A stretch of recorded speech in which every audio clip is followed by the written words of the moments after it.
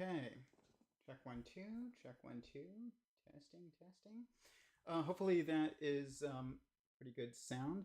I wanted to do a short stream tonight. I it's going to just be me discussing institutional collapse because I'm just witnessing that everywhere, and so is there. This is not a new phenomenon to most people who are paying halfway attention. It was the State of the Union recently in the United States, and I did watch part of it. I don't normally care much about what politicians have to say. I care more about what they have to do. They're not always the same thing, but it just got me thinking about kind of discussing this topic, and I think that it's an important one, especially as we're at this point in time where there is an institutional shift happening or about to happen. Hopefully, honestly, I don't believe that there is a way to salvage the institutions that we currently have. For the most part, you can delay their fall or maybe help it not be so dramatic, but that I don't believe that you can really save them, and I don't even know if maybe you can, but it's probably not the best uh, place to put your efforts. It's probably better to build new ones. But I wanted to talk about why they often collapse and are today, and um, kind of from a perspective of being involved in companies that have witnessed that from the inside, and you know that we all witness it from the outside. I mean, a lot of us witness it from the inside too, but I wanted to talk about it. So, comment any questions that you have in the chat, and I'll try and get to them. And hey, please hit the like button. It does help fuel the algorithm. And comment any questions that you have for future episodes down in the comment section below. But so obviously we're witnessing the decline of the empire of the United States, and that's not something to be have despair about, even though it's not a pleasant situation always for it to be in a declining era of society. It's always followed by a renaissance, if you will. So there's no reason to have despair, and I want to say that first and foremost. This is not a your world is collapsing around you and deal with it, and as best you can type of stream. I guess that's probably even too generous compared to a lot of the other doom streams out there. This is not a doom stream, and I want to make that clear. Doom is impossible, and if because that's not part of the plan of the cosmos, and the cosmos has a plan. So just throwing that out there. But what does it mean for an institution to collapse? Because what we're seeing right now is with many of these companies that giant corporations and even governments, they by some metrics are doing fantastic. They're making more money than some of them are making more money than they ever have. The profit margins are higher than they ever have been. They're employing more people than they ever have. But is that even is that enough of a goal? And the answer is no. And that's pretty clear, because when you look at like Disney, let's take Disney for an example, because everybody knows it. Disney is a company that probably is making as much money as they ever have, I would think. I don't know. Maybe they are, maybe they aren't, but it doesn't really matter. I would assume they're making a bunch of money on and have for the last 10 years.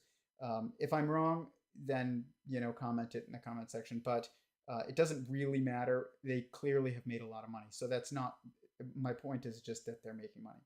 But for some reason, we're still all very aware that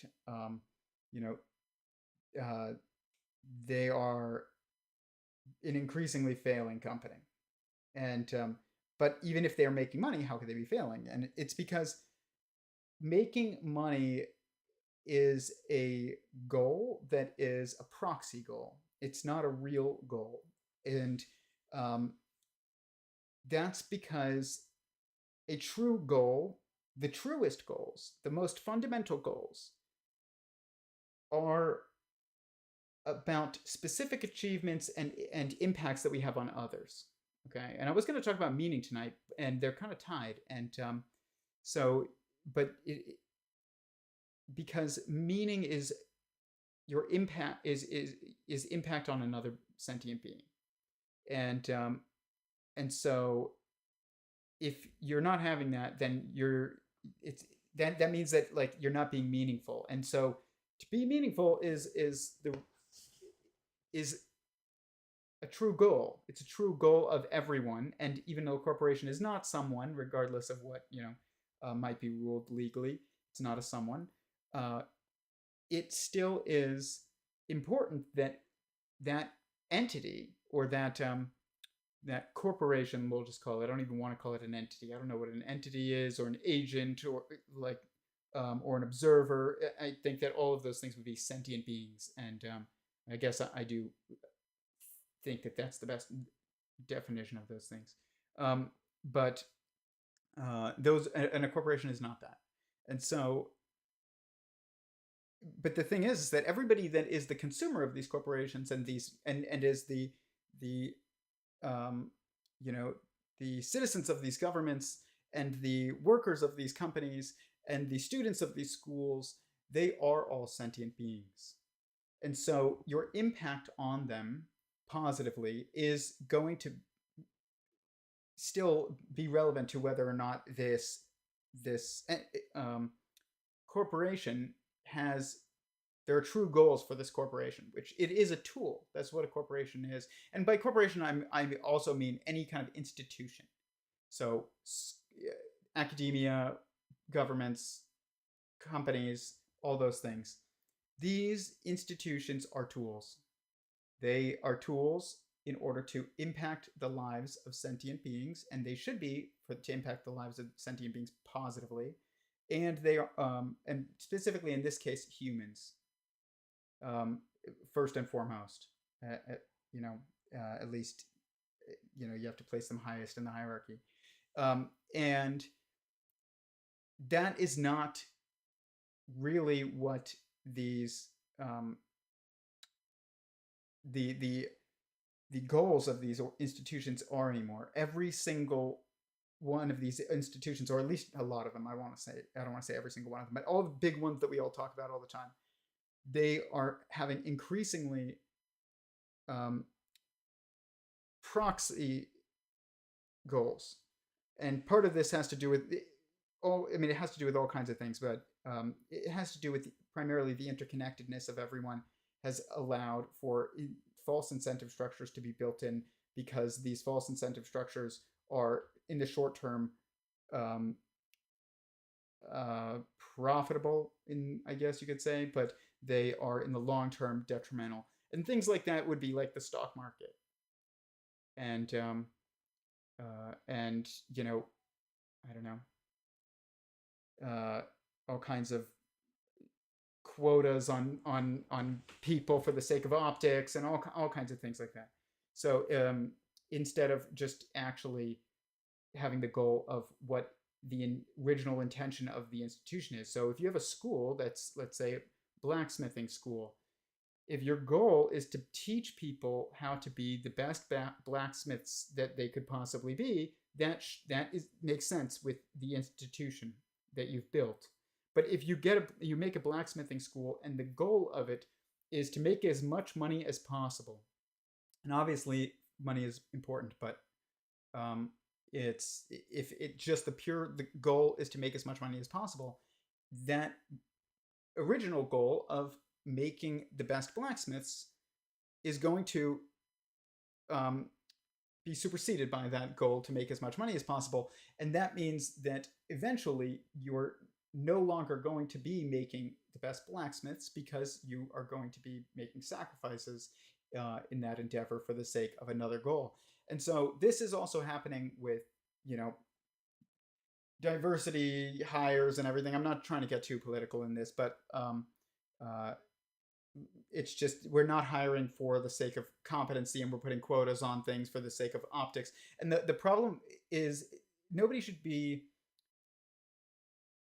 when we have a goal, the goal should be the goal, and there shouldn't be external factors that limit people who would otherwise be perfectly in aligned with the goal. So obviously, you wouldn't want to discriminate against people for this, due to reasons that don't have to do with the initial goal. You do have to discriminate for the sake of, only for the sake of accomplishing your original goal. And so, I was listening to Eric Weinstein talk about this, and I know I'm kind of rambling, but that's going to be the kind of stream that it is today. And I hope that's fine. But if not, I have plenty of other ones that you can go watch. But I heard Eric Weinstein talking on a recent interview that he did, and he was saying that we need to be more discriminatory, not less discriminatory. And obviously, he's not talking about irrelevant characteristics of people. He's talking about super relevant characteristics when it comes to competency and things like that. But it's not even just about competency. I think that a lot of that's what's wrong with all these institutions. Is it's very much about intentions. And so what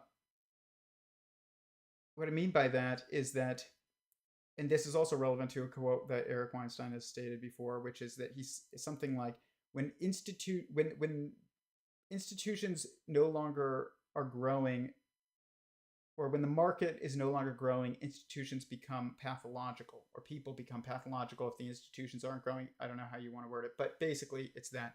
And that's exactly correct. And so one of the things that, if you want to think about this in terms of science and academia, is in the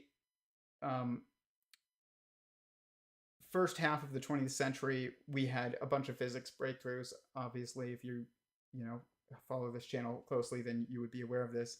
And they created, nuclear power and nuclear weapons, and they created the Standard Model and all kinds of different breakthroughs. And that has not really been happening since then. And what's interesting is that, here, let me pull this up. Nobel Prize. Let's look at the Nobel Prize here. The Nobel Prize was first awarded in 1901. And so it had just started in the very beginning of the 20th century. So it hadn't, probably ramped up that much. But when people are not making physics progress anymore, that is making an impact, then all of a sudden we get or any progress on any kind of, this could be philosophy or anything like that. All these proxies pop up, these proxy goals, like a Nobel Prize or a Fields Medal, or getting published.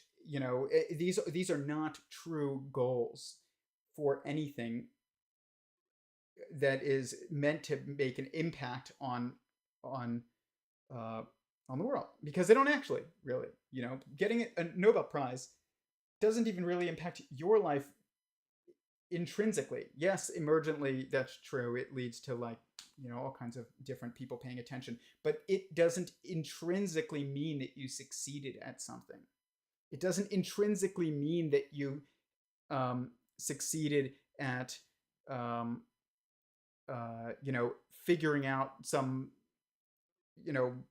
solution to people's lives, and you've written it into a book and it's really helping, just because you're a New York Times bestseller. It doesn't mean that you have succeeded intrinsically at figuring out a subject, a problem in a subject, just because you have gotten a degree in it, or you've gotten a grade on some test, or you have gotten, I don't know, some other kind of recognition that is not an action that you've taken specifically being recognized. It's it's different. And the issue with this is that, for one, is that other than it being meaningless and empty, this is all happening when people don't feel like they can actually solve a problem. So if you look at like I said, the beginning of the of the 20th century, when physicists were making all kinds of physical breakthroughs, um, that that is not the same thing as getting a Nobel Prize. Um, is figuring out how to build an atom bomb. Okay, like one of them is you actually accomplished something. I'm not saying it was great that was constructed or what. It's not the point. But the point is that you succeeded at physically doing something. That's physics. And that's not what physics is anymore. And there's reasons for that actually. And but we don't know where to take it. And the reason what this is that physics, to understand our current physics and to understand beyond our current physics, we have to go below physics and we have to understand what is below that. And so that means understanding perception, and I'm going to do a stream on Stephen Wolfram's new observer theory, and that he's come up with a term for his work at this point, it seems, and it's observer theory. And I think that's a great term for it. He says, the basis of his work is that he believes that the physics that we see is due to the type of observers that we are, essentially, which is completely supported also by my own work. And so I think that's a good direction to take things, because it seems to be accurate. But we don't know what that exactly leads to. Is that it in terms of actual impact? Does that? And the reality is that it leads. Part of the problem why we don't know where that leads to is it leads everywhere. Okay, and this is the issue: is everything's becoming so entangled, and so when you have a theory that is meant to map the degrees of freedom and constraints of observers and structure of an observer, that impacts everyone in every way. So it's, when I first started my own work, I was somebody asked, what is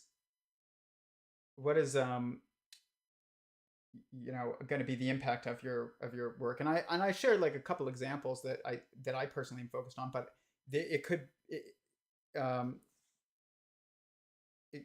be applied to anything, because that's what happens when the more fundamental you get, the more universal in the application it should be, but it should be applicable.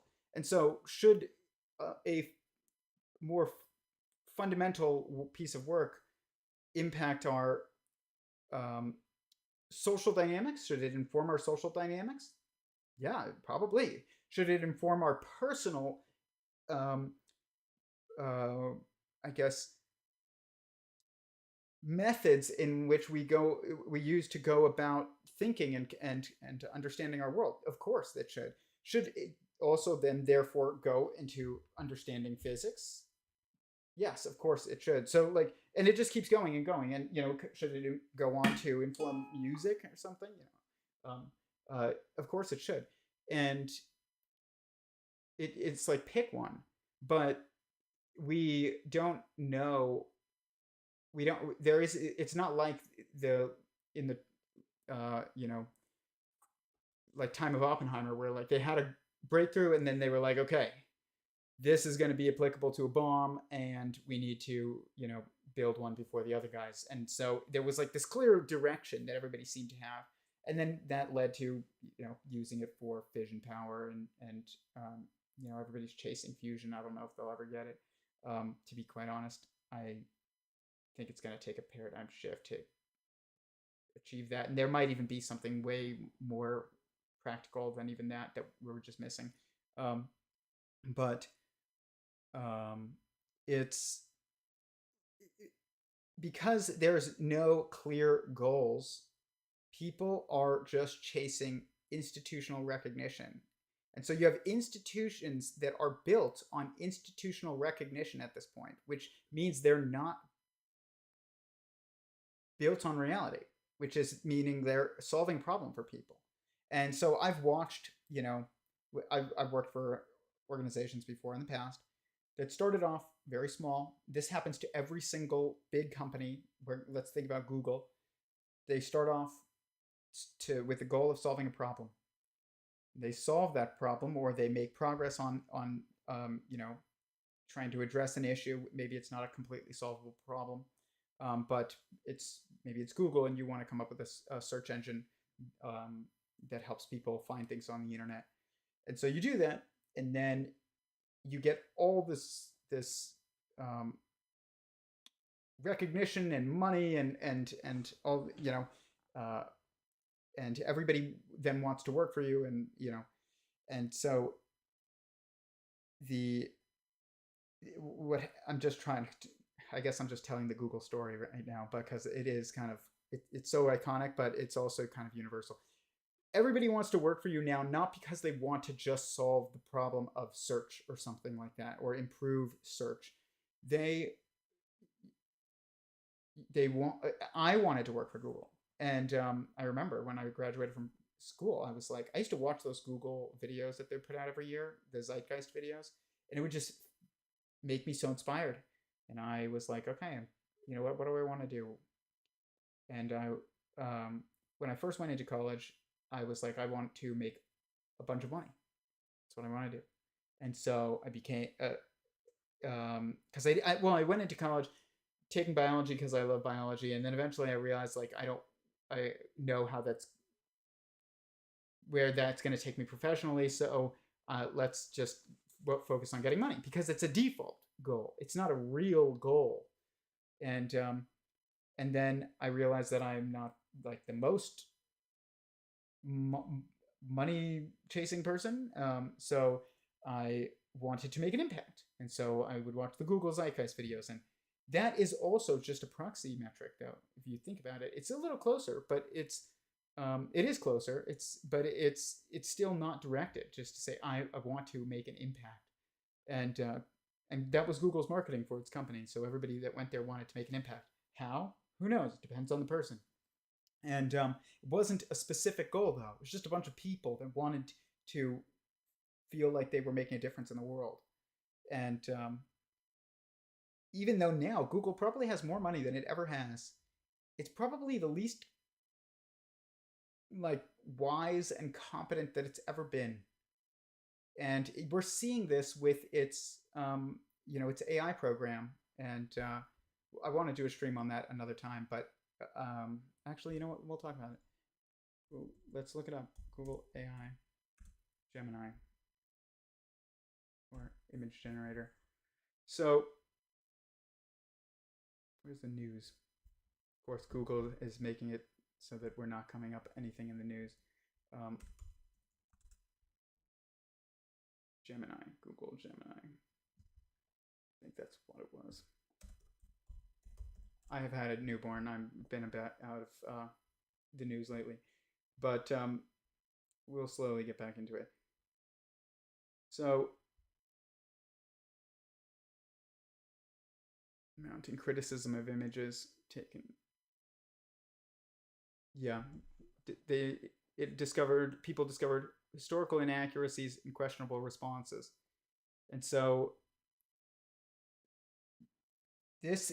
they have more resources than anyone, though, and I'm sure it's not terrible because they have resources, and people still want to work for them. But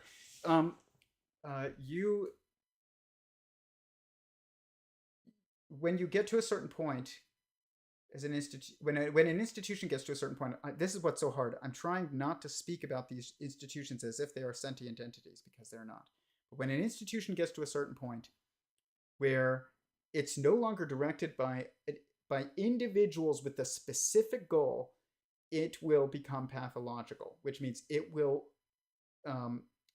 start just chasing profits. Disney, will make continuously worse movies, and it doesn't matter because they're just trying to hit, an ROI goal so that the stock market doesn't, trash them too hard. And that's not a real goal. Like, that's not the goal of making the best Star Wars movie that you could possibly make. Instead, they make increasingly worse and worse and worse Star Wars movies and shows. I'm very bitter about it. I will admit. That was my saga growing up with Star Wars. Say what you want about the prequels, guys, but they were one man's vision. And like the others that are being made now, their goals are pathological. And they're essentially goalless. But they're making money. And so it doesn't it's not going to stop them as long as people are watching. And when you have so much money that it really takes a long time for the impact to be felt, even if something doesn't do well. And we're there with Google and Disney and these college institutions, and they all have so much money, and it is a cushion against feeling institutional failure immediately, but eventually it will be felt because people do know that like this stuff is not working anymore. And you know, to the point where like I won't even I'm going to homeschool my children, like, and I was not homeschooled, and I thought that that was a terrible thing to homeschool your kids. I was wrong, guys. I was very wrong. But it's very evident to pretty much everybody now that like the school system totally failed. I was watching this this video and that my wife showed me. It was some woman. She was just crying and talking about how she's a mom and she like has to work, and you know, her husband is ill essentially, and she's just talking about the stresses of it all. And it's going to take a complete, almost like bottom up approach to fixing all of this stuff, because it's so entangled, and the schools are entangled with you know, government giving grants and things like that to them, and loans and all of this financial stuff that's coming from the government. And then you have those are entangled with these companies that are trying to you know, I don't know, just maximize their profit and also posture to the rest of the world. Both of these things are just not real goals. And so I was watching though and I know I'm totally rambling, but maybe it's entertaining. I don't know. Not all these have to be organized. But I was watching the State of the Union, and I saw Joe Biden was like saying some things that all of a sudden his base was like disagreeing with, and he's getting booed by his base, not by Republicans, but by Democrats. And then immediately, like afterwards, was like, I was wrong to do this and that. And it doesn't matter whether or not you think he was right or wrong. What those things were, what he was even talking about. What matters is that he immediately caved. Immediately. And it doesn't matter if you would hope that what he was saying he thought, you know, was true and important to bring up, and it wasn't posturing. And the reality is, I don't think he really cares that much about it either way, to be quite honest. I mean, he's just an old man. But I would say he certainly cares about not making waves. It's like you say something that is kind of counter to the normal message of the party, but maybe is because it's a response to you know, political opposition. And then as soon as you get some criticism, you're just like, yep, I was wrong. I changed my mind. Whatever you like, I like. It's like that is what leads to institutional collapse. It's not a real goal anymore, other than to just appease people. And that is basically what every institution is doing. Every school is letting in everybody and encouraging everybody. And the government is giving loans to everybody, and which is encouraging everybody to go down the specific path that is gone pathological. And then you have companies after that are hiring to make it look like they're hiring everybody. And all of this is a house of cards. All of it. Nobody has any goals anymore that are real. And or in these big companies. This is and political institutions and things like that. It's interesting. Apple has stopped being really different than anyone else since Steve Jobs died. Ever since Steve Jobs died, I'm not saying that they don't make good products. I like their products, a lot of them. AirPods work really well. I like this MacBook. I like my phone. I have Apple products, but they're not different from anyone else's at this point. Not really. I mean, yeah, it's like incremental progress. And do you have to make revolutionary progress every single year? No, you don't. But the point is that there's no new vision, which is funny because they just came out with, what is it, Apple Vision or whatever. But that's not new. VR attempts have been going on for a while. But now, ever since Steve Jobs, there really hasn't been any kind of new vision. And I watched this funny clip, and it was like, I think it was like the president of BlackBerry or something like that. Or no, it was one of the officers or VPs or whatever of Microsoft. I forgot his name. I don't know who it was. But he was kind of just ripping on the iPhone, and he was like, "It's so expensive. You can't, you don't have a keyboard. It's not going to appeal to anybody." And he's just laughing at it. And then it just completely revolutionized cell phones, and now every single phone is basically like an iPhone. It's all touchscreen, pane that looks generally the same and has a similar UI. And this guy, Steve Jobs, had a vision. He had a goal. It wasn't to make money in and of itself. I'm sure he wanted to make money, but like, it was to release products out there that he thought were solving a problem and had specific attributes that were valuable. And that is still the case, I guess you could say, of Apple, but it's when a CEO comes on who wasn't the founder and ends up just taking on that role of CEO, and when you look up what the role of CEO is, it's like maximize shareholder value, basically. Like, okay, you don't have a goal. That's a pathological goal. It's not a real goal. So your institution is now detached from being, I guess,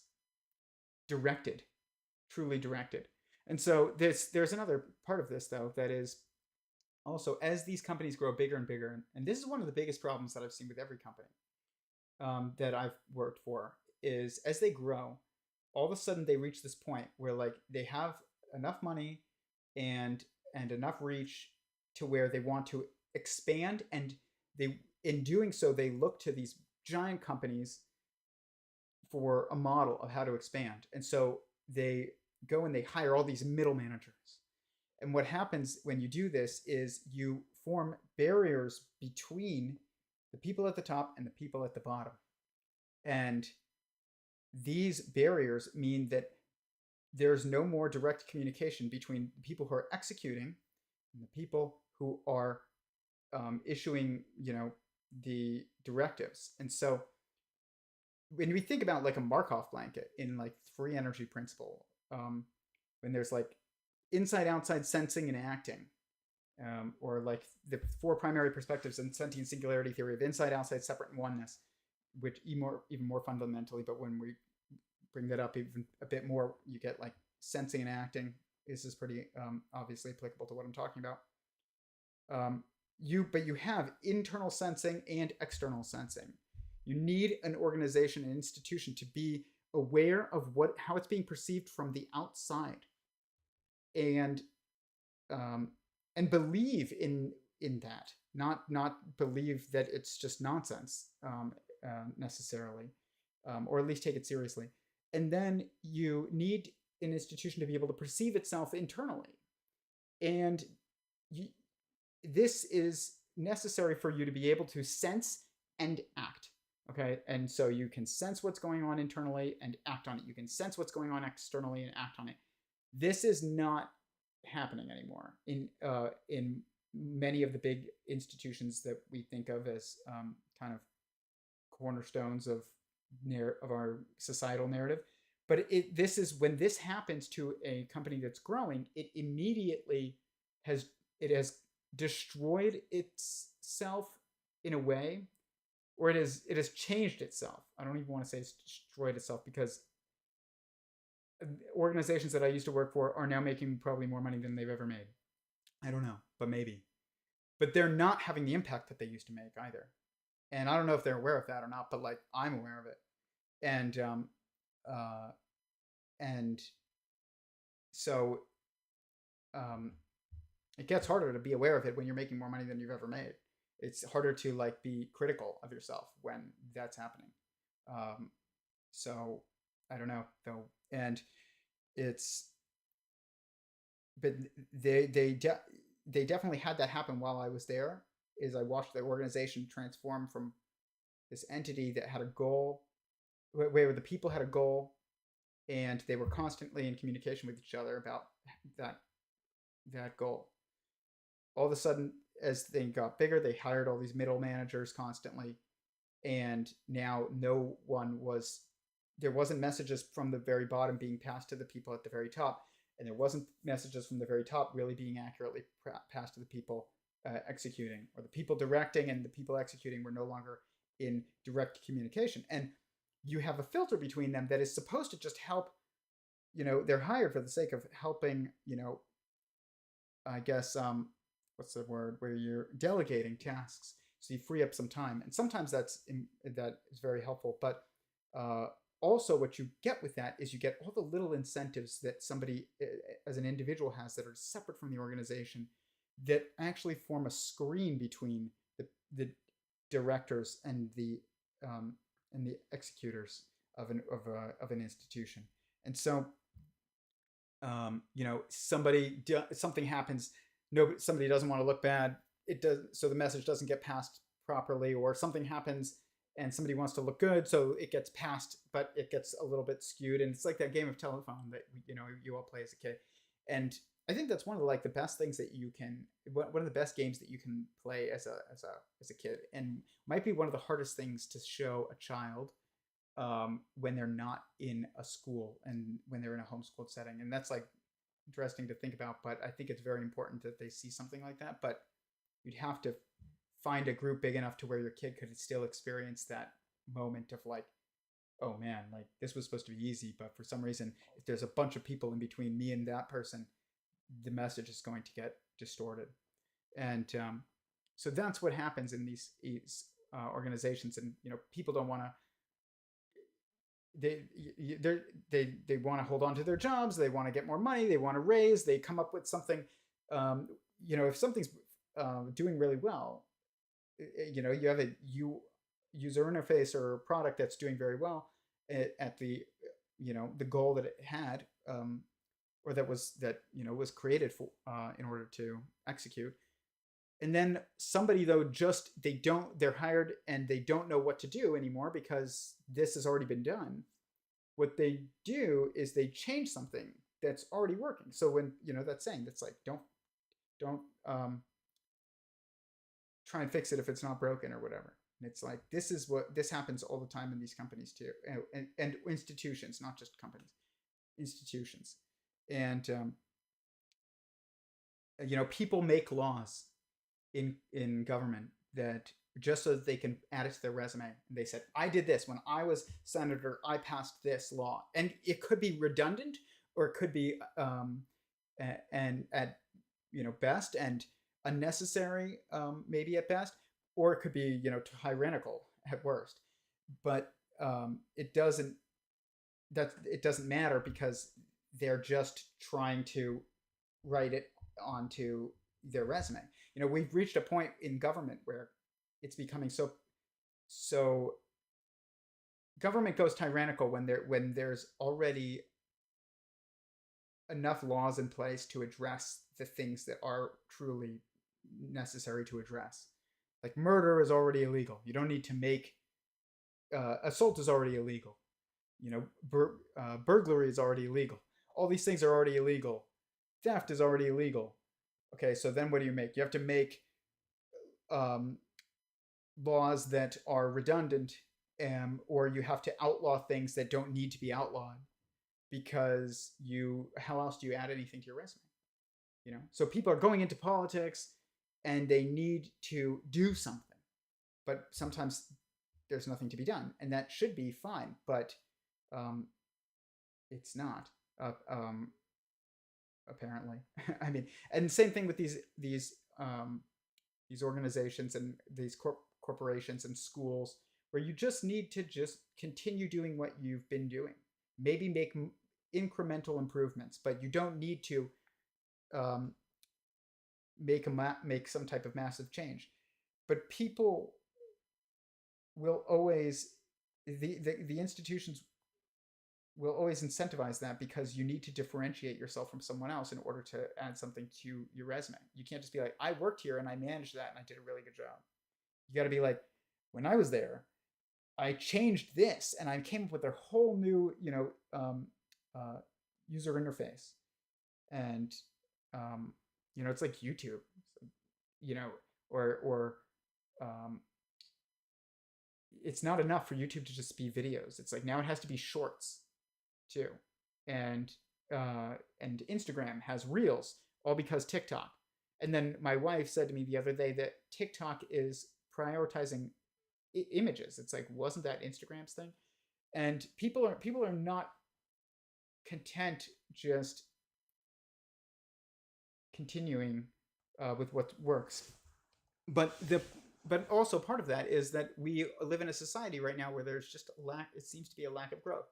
Everything is told to us as a lack. Everything is about there's only a finite amount of land. There's only a finite amount of oil. There's only a finite amount of food. There's only a finite amount of positions and money and whatever. And it's not from the standpoint of growth.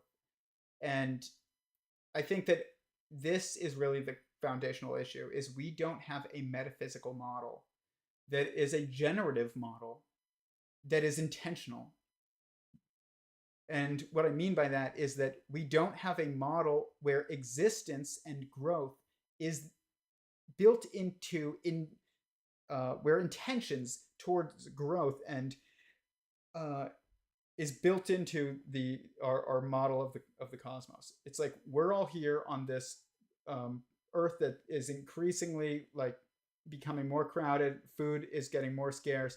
Oil is being drained, and also the universe is apparently just going to eventually die in a slow, cool, deep freeze where every bit of animacy is just has just decayed away. And like that is literally what people are learning in school. And the school keeps them from actually like experiencing life in a way that teaches them that things are generative. It's not about trying to trying to deal with constant like finite resources. It's funny too is like part of why so many institutions are so focused on hiring, I guess you would say, based on inorganic diversity standards. I will just say that. You might not agree with me, but that's how I'm just describing it. And we are obsessed with making sure that everybody is allowed to do everything. And that's not necessarily a good thing. But it also is decreasing our meaning to each other, because if you can do everything that I can do, then why do you need me? If I can do everything you can do, why do I need you? And it's kind of odd that it's like paradoxical and ironic that the kind of radical equity leads to lack of because which would be, you know, there would be motivated by this value of everybody matters, actually leads to people not mattering to each other, you know. And you can see this in gender, where you ask um, uh, you know, the different genders, do men need women, do women need men? There people say no. And that's, you know, a first, probably. That's probably not been very common throughout human history. Even at, you know, certain declines of empires, I wonder how common that belief was. Um, but the thing is that that's partially because we believe that there's a finite amount of things to do. You know, it's like everybody needs to be able to be a pilot because there's nothing else for someone to do. Like, and you know, everybody needs to be able to, I don't know, work at CERN. It's like, because there's nothing else for them to do that's valuable. You know, like it's just, it's because we think that there's a finite amount of things, and it's leading to like just a detachment of values from that would, you would assume it would be motivating this stuff from the outcome. It's just interesting. This is totally just me thinking out loud, guys, and I hope it's like a little bit interesting. Yo, bro, shalom. What's up, Yosef? Shalom. We did Instagram years ago, and I'm Nazarene Follower Bear. Yes, I remember you. We got to do a live stream again. Send me a message. But I hope, great podcast. I'm glad you're enjoying it. And it was very last minute. I couldn't decide what to talk about tonight. I had just too many things that I wanted to talk about, and so I ended up talking about none of them and just did this because I was thinking about like the State of the Union a little bit because I had just watched it, and you know, it's just interesting that we've reached a point where like our metaphysics, and should be obvious, has impacted everything else that we've done. And that's always the case, but we have a new metaphysics now that we didn't have in prior generations for the most part, or wasn't very, it's different than what we have had for a while. That's what I'll say. It's not a theological metaphysics based on monotheism or theism. There's no difference between theism and monotheism. And you know, I think about this because I have a family. Like, how do you break out of this system that is become so pathological while also sustaining yourself within the system that has become so pathological? And I'm not claiming that I have the answers, but it definitely is going to require certain short-term sacrifices by groups of people who are willing to organize together based on a common vision, and based on also a vision that is based on a generative mentality, you know, like family or something, and not even like or something like family, and that that means that like you can't just do it on your own. You can't just break out of the matrix on your own. You have, if it's a generative model and meaning comes from your impact on others, and generativity requires the interaction of others and the creation of others, then you can't do this by yourself. You can't. You have to do this with other people in a specific structure. You have to get married and homeschool and then live near other people that are doing the same thing as you, or maybe they're not homeschooling, maybe they're doing a different type of schooling, but it's still, though, you don't want other people raising your children, and you're just working the entire time to afford what life? A good life for your kids? Is a good life for your kids being in school all day long? No, it's not. Even if they enjoy it. I didn't, but some kids do. I have some siblings that did, and I have some siblings that didn't. I really didn't. But was it good for them? No, not really. It just wasted everybody's time. That's the biggest problem with school is that it's not that it's teaching you things that are wrong. This is what people get wrong about that institution. Is people want to change what it's teaching us. It's not That's not the problem with it. The problem is much more fundamental than that. The problem is that it's keeping you from learning. That's the problem with it. It's taking up all of this time and space and effort in your life and making you sit in a chair and not move and memorize things that are out of context and not motivated by anything organic. And I've talked about this before. As a mentor of mine said, one of the greatest lessons he ever had was when he was in school. He took shop class, something that doesn't even really exist that much anymore in normal public school. And the first day he had everybody write down what they wanted to build that year or that semester. Everybody wrote it down.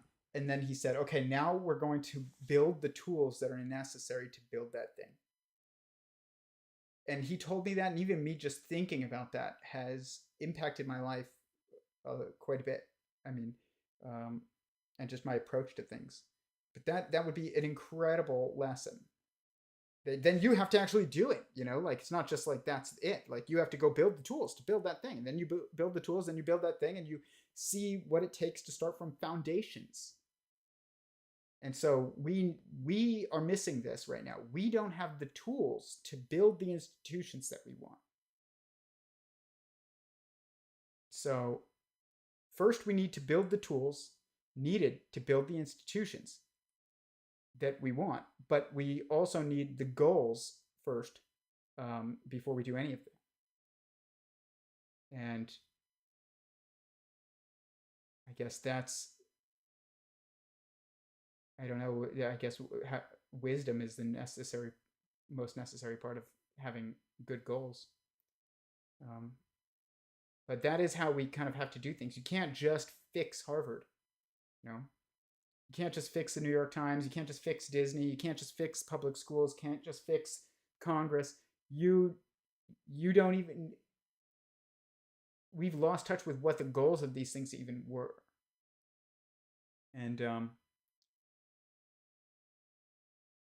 yeah, I mean, this whole podcast is me thinking out loud. And I guess you guys are just along for the ride. But it's more me talking to myself than it is me talking to you. Which sometimes maybe that's a good thing. I don't know. Viewership doesn't even matter what viewership is. That's the thing. If I start, it's funny because people talk to me sometimes and they're like, "Oh, Tyler, like, what are your views? How many subscribers do you have? How many views do you have?"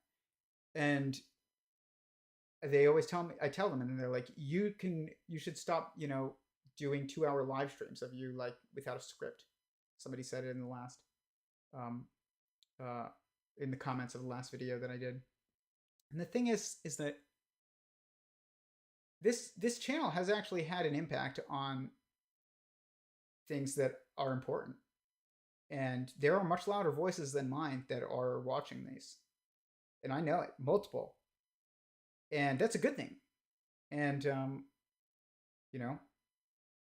my goal is to become an increasingly involved in the conversations that are relevant to the topics that, I discuss.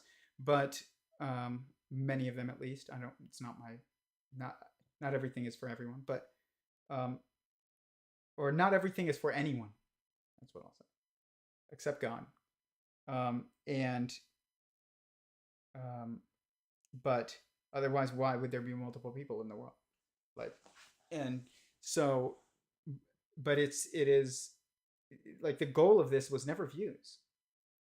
And I've said before here, I said to my wife when I first made this channel, I was like, if I continue to make videos like the first few that I put out, I will have tens of thousands of subs, 20,000 subs within like a year.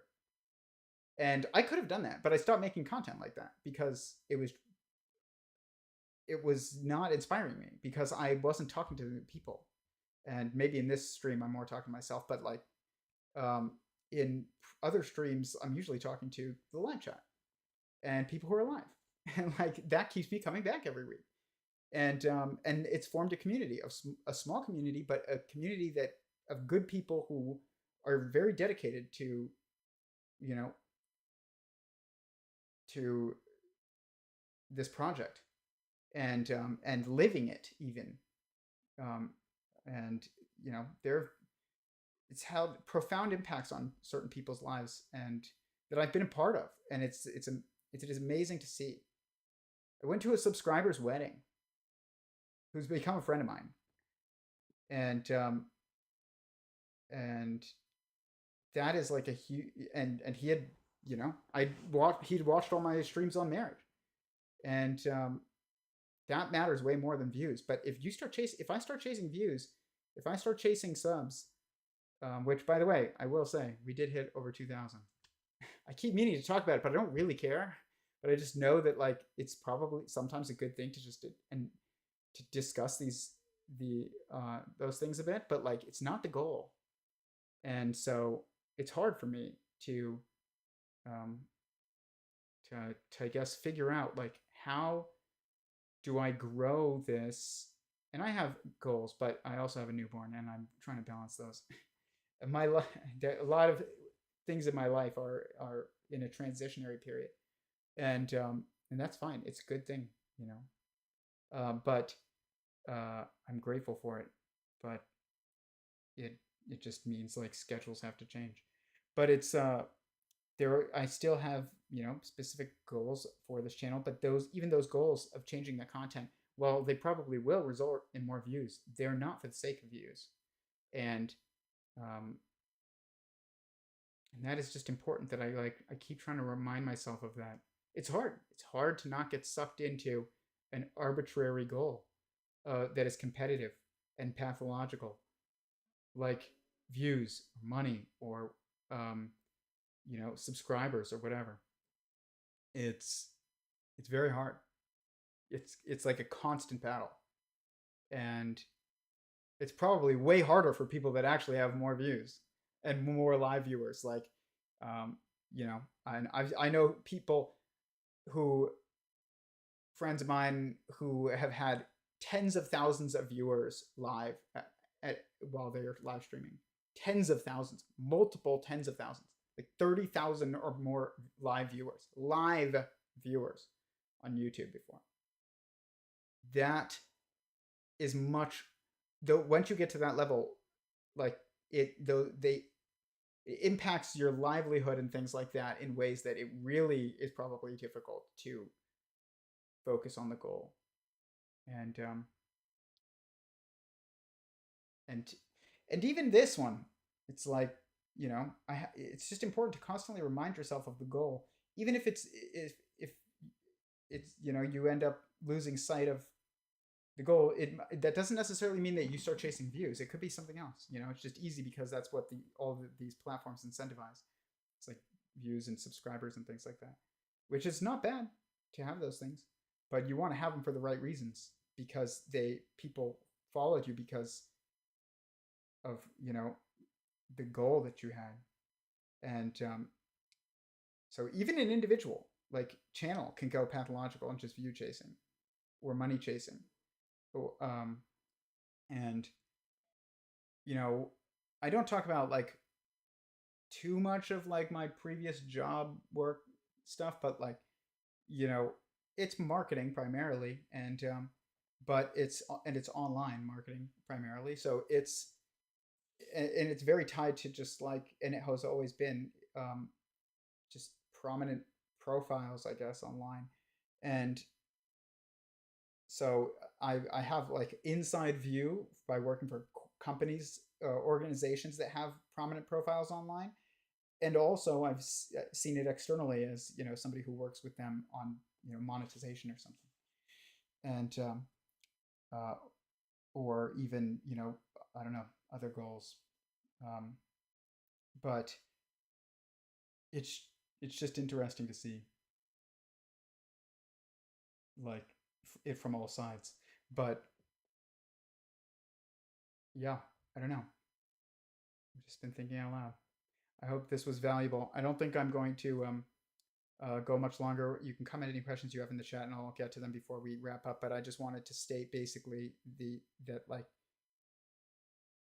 we need to realize that there is a truth that is generative and meaningful and intentional, and then we need to set goals within that system, and then from those goals, um, you build tools necessary to accomplish those goals, which would be institutions. And it's it's funny because like you have TikTok and Instagram and YouTube, like I said, and they're all just like trying to. They realize there's only at any given time there's a finite amount of people in the world at any given moment, but that's still not really the way that you should be looking at it, because it's about growth or decay. But really, you should be looking to try and encourage growth, if no matter who you are, um, because growth is good, and it is what keeps us from feeling like there's only where we have to fight each other for everything. It's like it's even like that with the theory of everything. It's like people have been acting for a while, except a few people, and even me. I'm guilty of this. And honestly, to be quite honest, I have even been feeling this way a little bit, like on and off, more recently. And like this has happened throughout. This project is, I just feel different ways about it as time goes. At any given moment, I guess. There's just phases, okay, of every project, I guess is what I'm trying to say. And where I feel like I am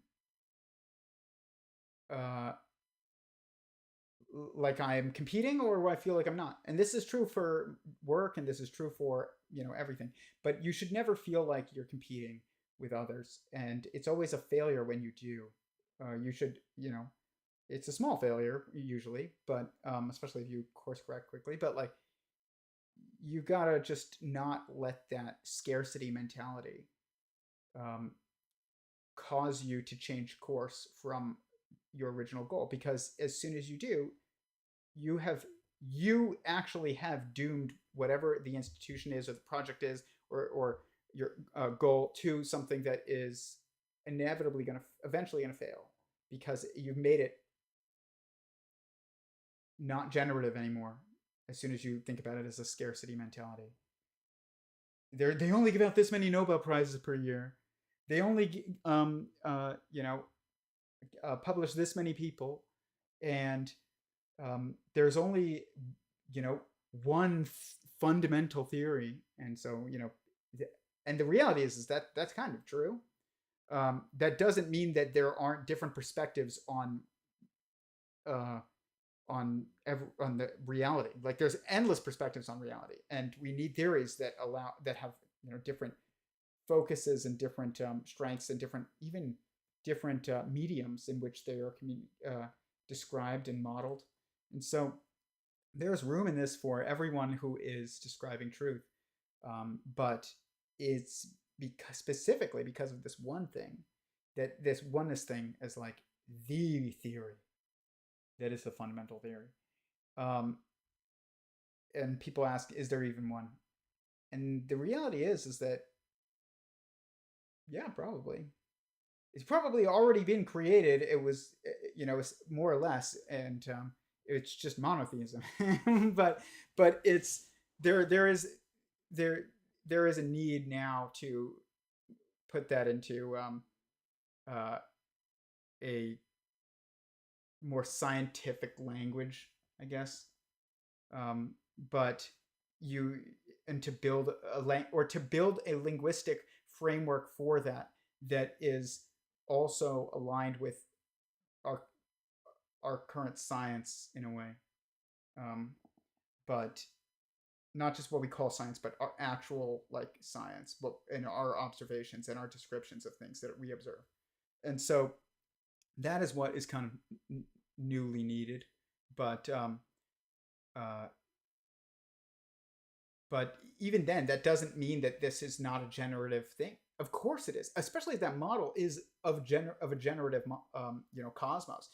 Of course, then this, if it's done correctly, even if there is one kind of most fundamental way of, I don't even know if that's the right way of putting it, but most fundamental description of reality, then if that description is of a generative reality, then there is so much to do to model that. That's more fundamental than everything that we have, and so it's interesting to see that there's a scarcity mentality that is even more deeply rooted in the endeavor of finding the theory of everything than is even in the theory of energy, and it's like finite amount of oil or something like that. And I mean, I think that that's kind of fascinating, but it's still from the it's due to a lack of an understanding of what that fundamental reality is, which would be generative, and is you wouldn't need to feel like there's a scarcity. And also, the goal should be the truth, like not to compete and be the next Einstein. That's what everybody, I feel, not everybody, but a lot of people for a while, it seemed like there was just this like culture of like everybody wants to be the next Einstein,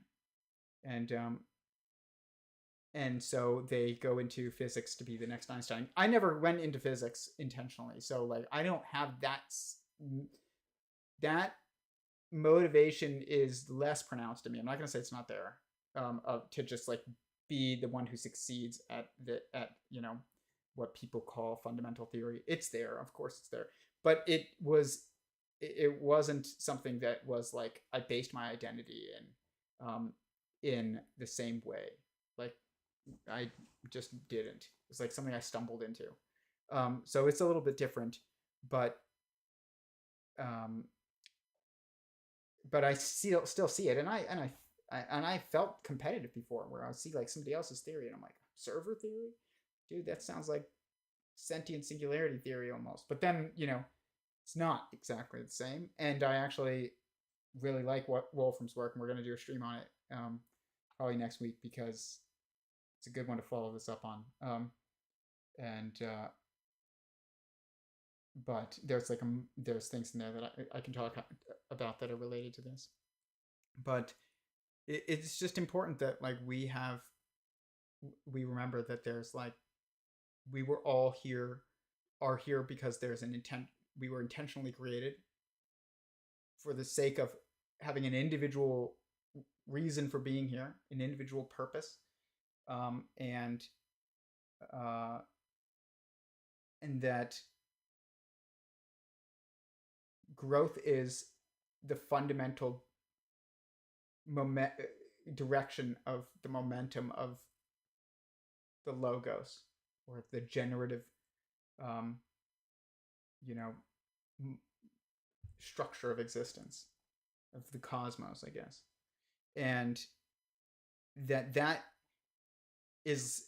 has a trickle up and trickle down effect on everything else, including like jobs and government and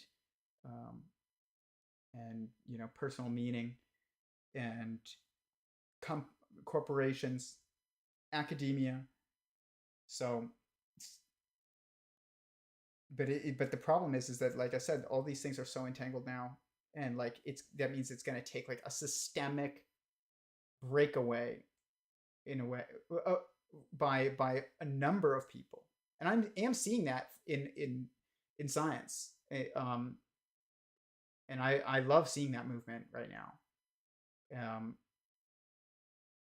and it sometimes leads to like feelings of competitiveness, but also like you have to stamp that stuff out and be like, no, actually, this is exactly what we need. We need people who are multiple people who are all in somewhat of alignment, on some things that are against the institutional, narrative that is hit a dead end, and they need to come together and work together and acknowledge each other, and so that has been also like part of this project.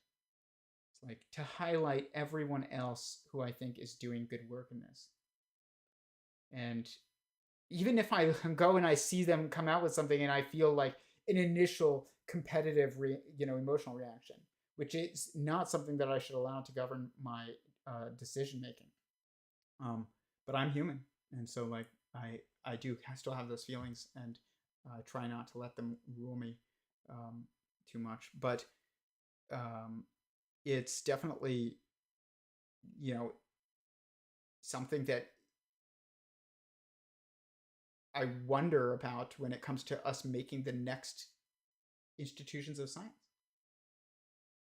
What are those? And are they going to be pathological in the same way? And how do you is subject to the same pathologies if they're based on different fundamental premises? And the reality is yes and no. Like we're gonna have to address certain fundamental, like, or certain essential human. I don't want to just overuse the term fundamental because I think it's important to like relegate it to specific context sometimes. But like essential human or universal human like considerations and traits that are going to be influences in any institution. But if it's built on a different metaphysics that's not one of finite or scarcity and nihilism, which is what our current ones are built on, then it will be a little different, at least at first. And I think most institutions, when they first get founded, are like that, though. Like Google thought they were going to fix the world, like everything. They were like, oh, everything we can do, we can fix this. Google was going to cure cancer. And Google still has stuff that it's going to do. And I don't know how good those things are. But I will say that they have made a worse and worse search engine over time, a worse and worse Gmail interface, a worse and worse advertising interface. And I've used it for even their advertising interface for professionally. I've used it, 10 years ago at first, and like it was amazing back then. And now it's like it's just handicapped completely. And it's partially because it's made for like 2-year-olds, is what I mean, I say that kind of just like exaggerating, but it's YouTube used to give you so much in-depth data that you can't get anymore because it would require the end user to know how to interpret that data. And now they don't. There's, for many reasons, they don't give you the information and then all the data, and you just seek the information that you want. They just give you exactly these various bits of information that they think is you would want, and also that they want you to see, and they leave out the things that they don't think you would want, or the things that they don't want you to see. And that's all because of everything that I just talked about tonight. Every bit of what I talked about tonight is even involved in why that is the case. And yeah, I don't know. I've just been thinking about what is next, and how do we try and build it better.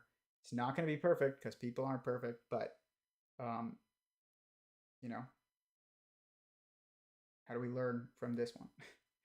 And with that, we all start with one small step. Keep it up. Thank you, Keith. I appreciate that. This was me talking mostly to myself. I hope you guys maybe find some of it valuable. Some of it is obvious. Some of it is, maybe a bit insightful. I don't know. But next week we're going to talk more about, um, something, just a more organized stream. But this one, I had some stuff on my mind. I was thinking too much before the stream, and I was like, how am I going to start thinking about something totally different than what I've been thinking about? And so this is what you get. But I appreciate everybody who watches, as always. Please hit the subscribe button. It does, help. If you find it valuable, then you should hit the subscribe button. If you don't, then don't. That's the reality. And if you have any questions, comment them in the description box or the comment section. That's probably the things that helps the most with the algorithm, but I also don't want this to become totally about the algorithm. If you have something genuine to say, go down there and say it, I guess. All right, thanks everybody.